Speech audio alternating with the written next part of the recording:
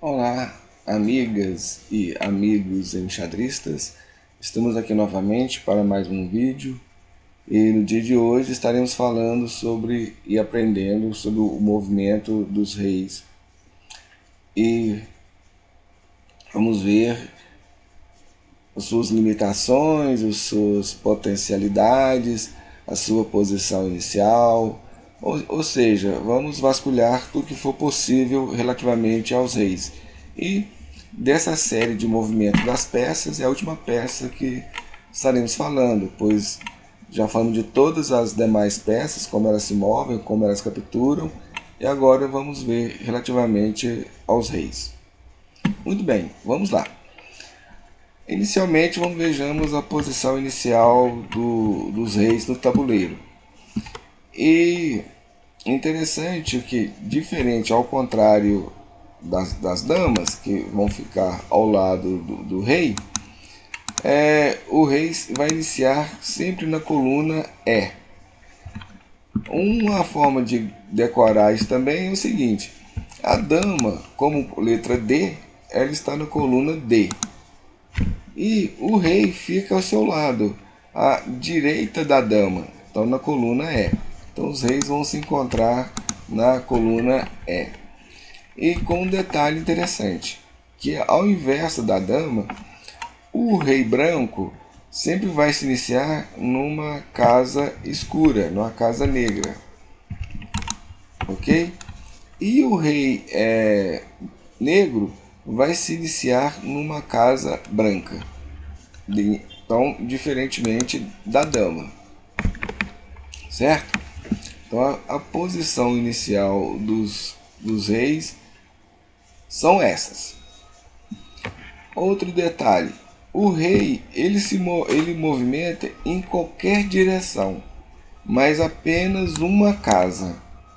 Então, ele só movimenta uma casa por vez em qualquer direção. Da mesma forma, obviamente, o rei negro. E ele pode se movimentar tanto para trás quanto para frente. Ele pode se deslocar para todos os lados. E aqui vale ter uma observação que todas as peças do xadrez eles vão se movimentar para frente ou para trás. Eles podem ir e voltar, com exceção dos peões. Então os peões são as únicas peças que movimentam apenas para frente.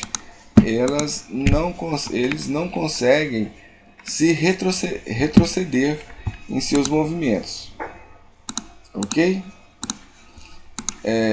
Diferentemente de todas as demais peças que podem ir e voltar, já os peões não, eles sempre vão para frente e não conseguem voltar mais. Iniciou-se, acabou, só em frente, ok? Esse detalhe nós esquecemos de mencionar lá no movimento dos peões, então estamos trazendo aqui, completando essa questão. Não, nós falamos isso lá, só relembrando aqui. Muito bem, para nós aprendermos um outro detalhe referente aos reis, vejamos uma outra posição. Vamos a ela.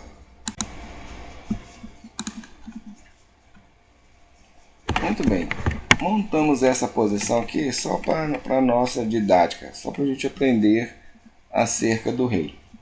Então vamos a alguns detalhes. Primeiro ponto que nós vamos ver é relativamente aos reis em si. Um rei não pode se aproximar do outro, exceto mantendo uma casa de distância entre eles. Então, eles não podem ultrapassar essa posição, esse limite. Porque nesse caso, se ele ultrapassar esse limite, ele estaria dando cheque no outro rei. E isso é proibido.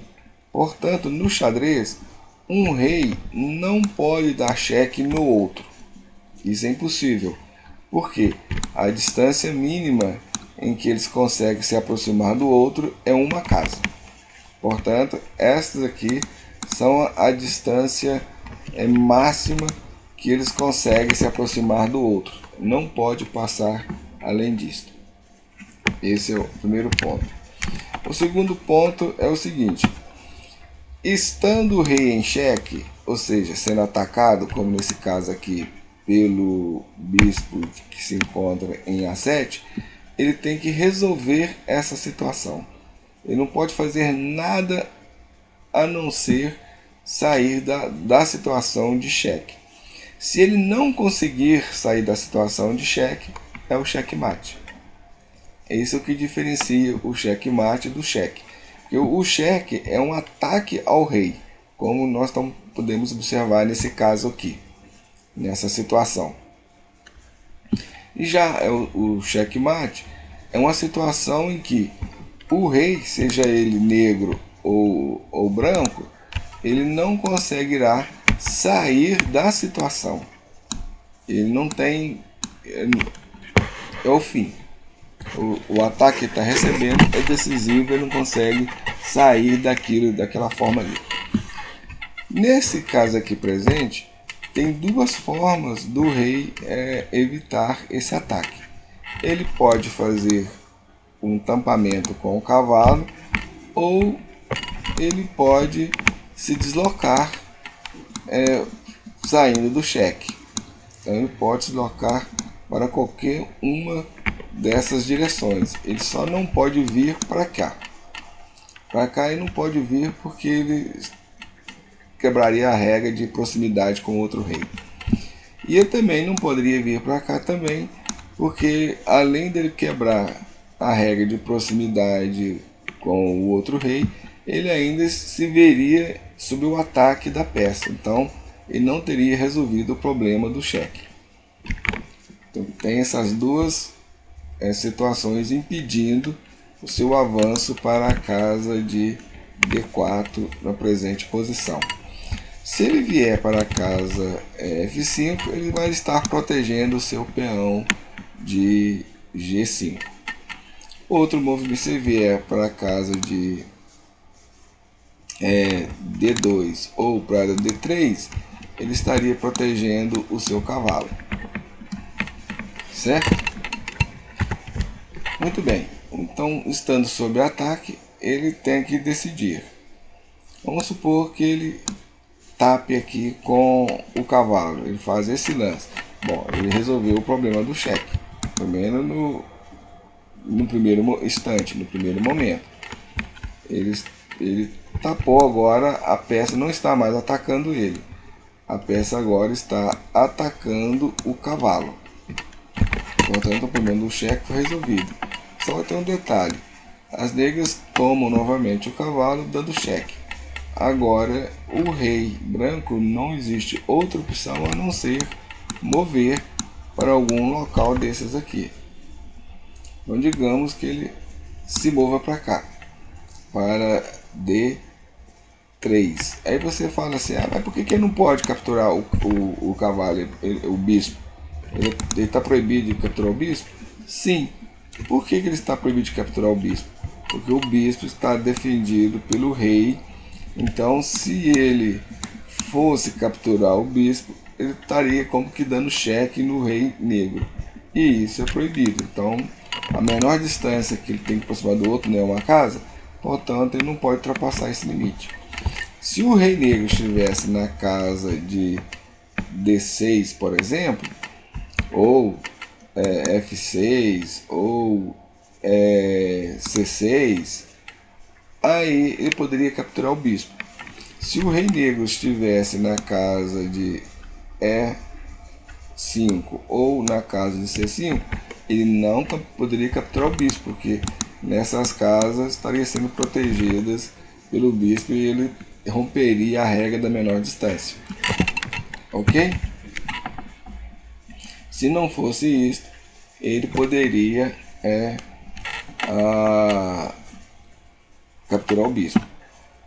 É aqui movem as negras. Então, por exemplo, esse rei não pode vir para a casa de C4, porque é como se o branco estivesse protegendo essa casa. Aí quebraria a regra da menor distância. Portanto, ele não pode vir para cá.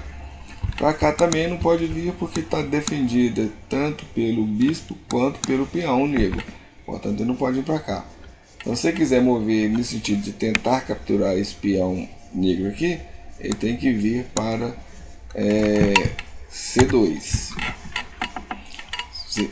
nesse sentido. Então o negro vai mover aqui para C5, continuando mantendo a proteção do peão e do bispo. No caso, o rei negro aqui move para C2, porque não pode vir para cá, que é proibido, que também é proibido. Aí se o negro vier aqui, aí já não pode mais vir aqui. Então essas casas B3, C3 e D3 estão proibidas para o rei branco. Ele não pode vir para nenhuma dessas casas. Está proibido para ele. Que não resta outra opção para ele aqui, a não ser, vamos sinalizar de vermelho aqui, as casas que ele não pode vir. Não.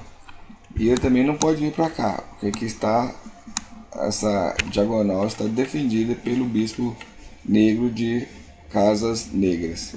Então aqui ele só poderia vir para C1, B1, D1 e D2.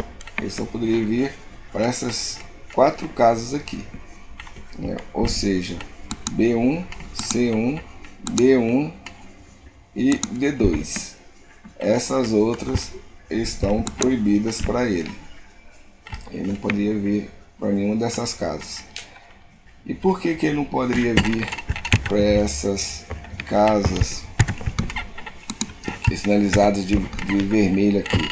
Vamos sinalizar. Por que ele não pode vir para essas casas? Bom, essas casas estão defendidas pelo rei negro. Então, se ele viesse para elas, ele ia quebrar a regra da menor distância.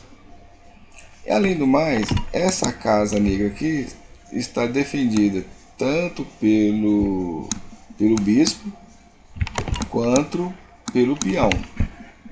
Então, tem tripla defesa essa casa. Ela está triplamente defendida. Ela está defendida pelo peão, pelo rei e pelo bispo. Ok? Então é isso. Sobre os reis, nós já vimos tudo. Como ele captura, como sempre, no sentido do movimento da peça. E ele movimenta em qualquer direção, desde que seja uma única casa por vez. Ok? Essas são as limitações e as potencialidades do rei. É a peça de maior valor no tabuleiro. O valor dele é absoluto, ele não tem valor. Por quê? Se você perder o rei, ou seja, se o rei vier a ser capturado, perdeu a partida. Então você pode perder todas as peças do tabuleiro, não tem problema. Você só não pode deixar que o rei seja capturado. Todas as outras peças podem ser capturadas, menos o rei. No momento em que ele foi capturado, a partida terminou. A partida de xadrez só termina nessa situação de captura do rei, ou se o rei se encontra numa situação que ele não pode se mover, que é um empate por afogamento. Ou seja, a única peça que teria condições de se mover no tabuleiro era o rei. E ele não pode se mover porque ele se colocaria em xeque. Então aí configuraria um empate por afogamento, mas nós já vamos falar disso num vídeo específico e próprio. Procure no canal aí que vocês vão encontrar esse vídeo tratando desse tema. Ok? Muito bem. Abraço para todos e espero que vocês tenham gostado da série de aprendendo a mover as peças e que vocês realmente tenham aprendido a fazer isso.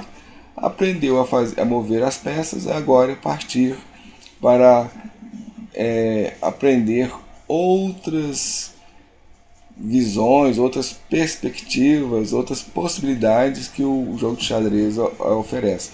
O jogo de xadrez é um jogo muito rico, com muitas variáveis, com muitas questões, tais como lógica, cálculo, tática, estratégia, planos, análises. Então é um terreno, é um universo, muitos detalhes, muitas questões. Mas o mais básico de tudo é aprender o movimento das peças. E aqui nós vimos o movimento de todas as peças, desde os peões até os reis. Ok? É isso aí. Bons jogos a partir de agora. Boa prática, bom treinamento. E até o próximo vídeo. Tchau.